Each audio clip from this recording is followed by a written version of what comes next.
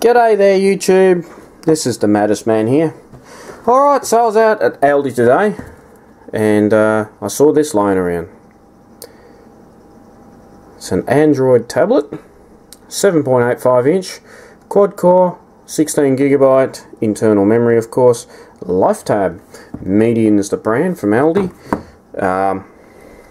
Why did I pick this over all your Samsungs and Asus, HP, there's many other brands going around. Why did I pick this? And the real reason is because it's really a little bit more up to date. It's got good processing power, quad core 1.6, the new Android 4.4 KitKat. It has a GPS sensor inbuilt.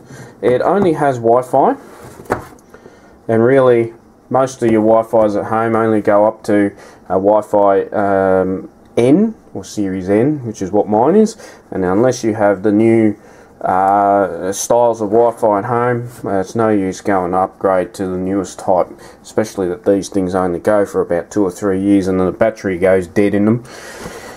But so what do you get out of the box? Here's a unit.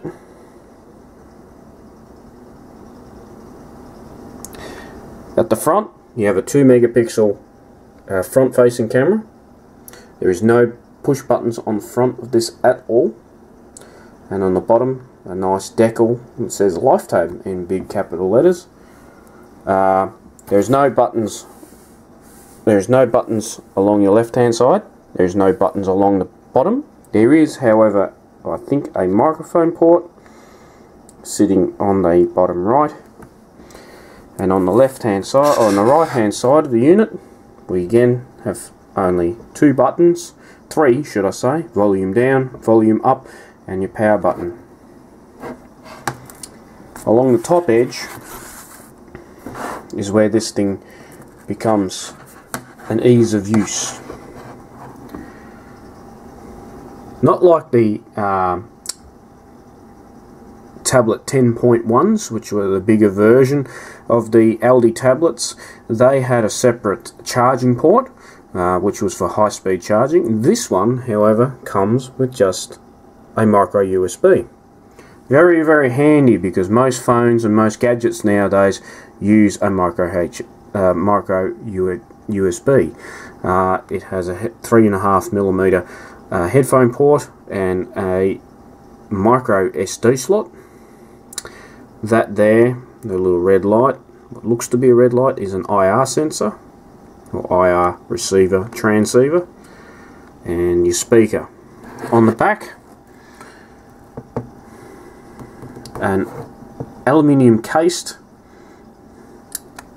with a 5 megapixel rear facing camera. Not very much for a modern device these days, and of course just your information, serial numbers, etc, etc, etc.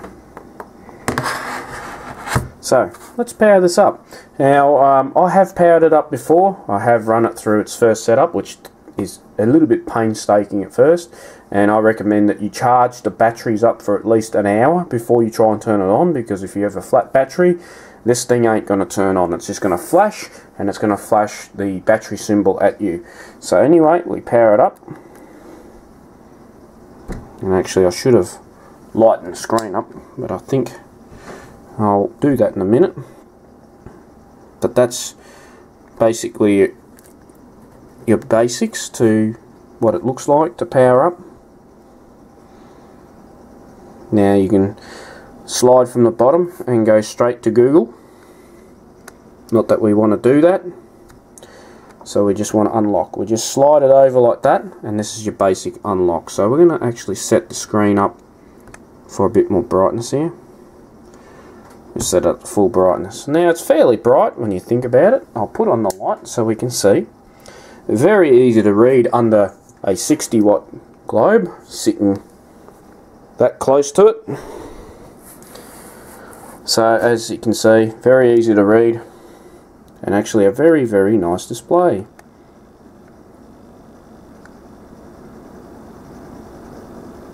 You can barely see the pixels in that, even on the camera. I'm going to try and focus into it. I don't think it's going to let me. No, that's as small as I can get. So, very good focus. Your home button is actually on the screen, which I've actually got a custom launcher, so I'm going to show you what the normal launcher looks like, and I'll say just once. Now, nice seamless action. Thing slides down around a bit, but nice seamless action, easy to use. So you want to go to the internet. This has Chrome on it for some reason. Oh yes, it has a regular browser. So here we go, regular browser. So automatic Google sign in. Oh, sorry, I haven't set this up. Oops. So anyway, we're going to say OK to that so we can sign into it.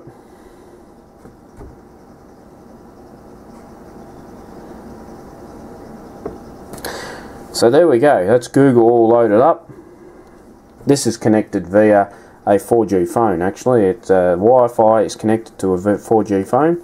Now this does not have 3G or 4G support. It has to be connected to a wireless router or the likes, or tethered of another device.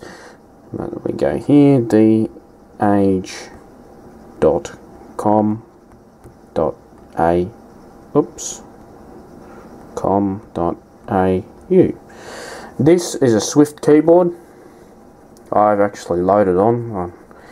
I should have shown you the original. The original is a generic Google keyboard, so there's nothing special about it. The Swift keyboard offers you a little bit extra compared. So we'll go to this website. So we're going to say always to that. So as you can see, very quick scrolling, pretty smooth. It is still loading, by the way, and I am downloading a map and everything. So I am downloading my maps onto the system, so that's probably why it's going a little bit slower than usual, and I'm tethering off an S5. So we want to show you YouTube, because YouTube is probably the best. And actually, no, I am going to run a little bit of a test here, benchmarking. I've not run the benchmark on this yet, so we're going to see a live benchmark of the Medion Lifetab. This is the 2013-2014 edition of the Lifetab. So let's test. Now this is going to do some unusual things. Full test, I think we want. Keep test. Okay. So this tests the CPU power, the RAM power, the memory power, as in hard drive, if you want to call it a hard drive. It could be called an EEPROM nowadays. It also tests the graphics. So we're going to see how good and how shocking this thing will be. Being that it's a brand new quad-core 1.6, you'd expect this thing to go pretty fast. Although my Samsung Galaxy Note 3 and the S5 have processors that are over 2 GHz in speed. I think the S5 runs at about 2.6 GHz quad-core. So this will not be as good as those phones, but then again, you're only paying $199 compared to $900 for the Note phone and also for the S5. So we're up to 34% now, 41. Settings are a little bit different. They're actually in the corner. I know this might play havoc with our things, but the settings are just icons there. Instead of trying to find these little things going across, it's a nice big icons. I believe you can change them. Not sure. And your lists are on that side. Emails, notifications, etc. If you want to change what program is running, you click this little button and it will list all your programs, and you can select whichever one. Now I'm going to show you how to exit from programs. The one thing I did notice about Android 4.4 is the loss of close all apps. I haven't been able to find it. Now it probably is on there somewhere, But if somebody knows, drop in a comment and let me know where on earth I can find that. So soon, we're going to turn the light off here. There we go. Here's a test of the graphics. This is the first test. The second test, which is bouncing graphics. This already looks faster than the other tablet that I have, the 10.1 inch. But mind you, the 10.1 inch is over a year old. It's probably a year and a half now. So testing 3D graphics. Now this is going to be the stronghold of it. Yes, this is where it struggles. Running at full graphics, you're only getting about 13 to 15 frames, absolute maximum. But this is pushing the limit out of the graphics on this tablet. And you don't really buy these tablets to play games. If you want something that high speed, I suggest you go and spend the actual money and get something with an inbuilt video card processor. So here we go.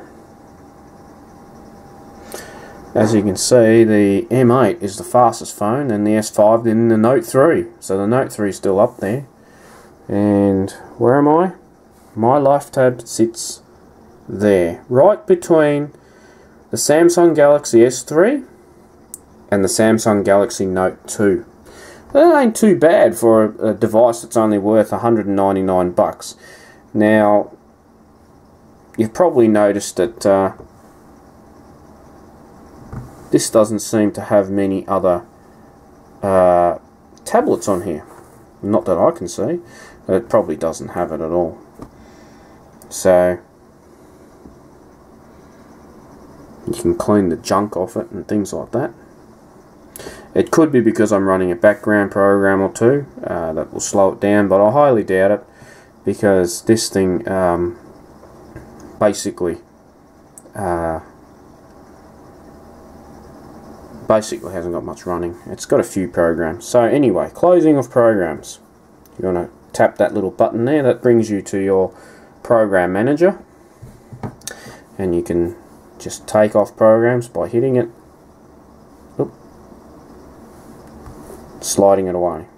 Quicker than I did it, because if you don't do it quick enough, it brings up a secondary menu, Facebook. Now, will always ask me that because I'm setting up a Nova launcher, which is a bit different to the standard one.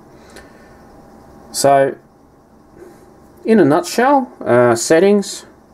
You just drag the top right corner down. It also has auto rotation or locking rotation. Battery's at 89%.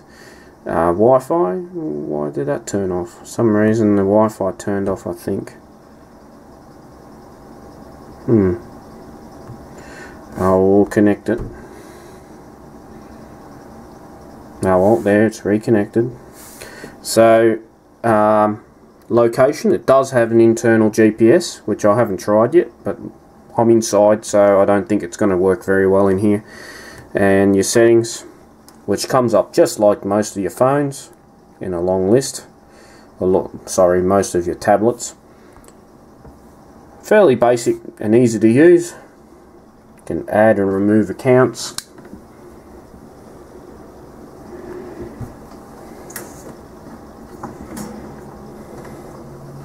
So you can add and remove accounts, you can print from it. So we go about tablet here, and as you can see, Android 4.4, status, gives you a few bits of information. It also has Bluetooth, which is handy if you want to use the tablet and run Skype at the same time and you want a bit of privacy.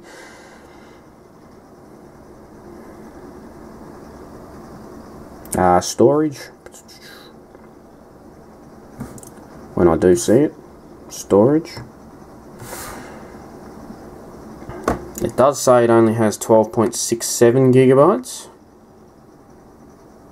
but remember that these systems run a restore mode in them that probably takes up the last 2 gigabytes or last 4 gigabytes of the storage card. USB computer connection. You can select the USB computer connection mode, and that also comes up when you plug it into a computer. I wanted to show you YouTube. So YouTube, you hit the all programs menu and you flick across until you find YouTube. I think it's a default install on this. So we're going to click on YouTube now. The loudspeaker isn't the loudest. That's probably one of the downsides of this.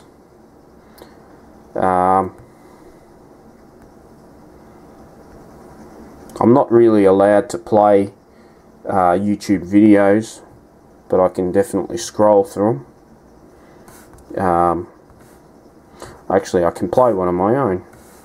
So if I go uploads, this is connected to mine, by the way, and I go UK 48 test, and I change the setting here to, it only goes up to 720p because it's a 720p display. So, and that's my ugly YouTube. mode. This is the maddest man coming to you again So on YouTube. we'll maximise Anyway, that. what have I Very quick. You don't usually see me on YouTube, but I'm actually testing out. So far, a review of this little Lifetab is fairly good. I haven't used it much yet, and I haven't programmed everything into it, and there's probably going to be some teething problems I'm going to find whilst I start programming it, but I give it a rating of about 7.5 out of 10. There's things that could have been improved. Value for money, 10 out of 10. If you want a cheap, it's close to 8-inch tablet, cheap to buy, quick or fast, good memory, good processing speeds, runs the newest Android, has a GPS inbuilt, and you can expand it.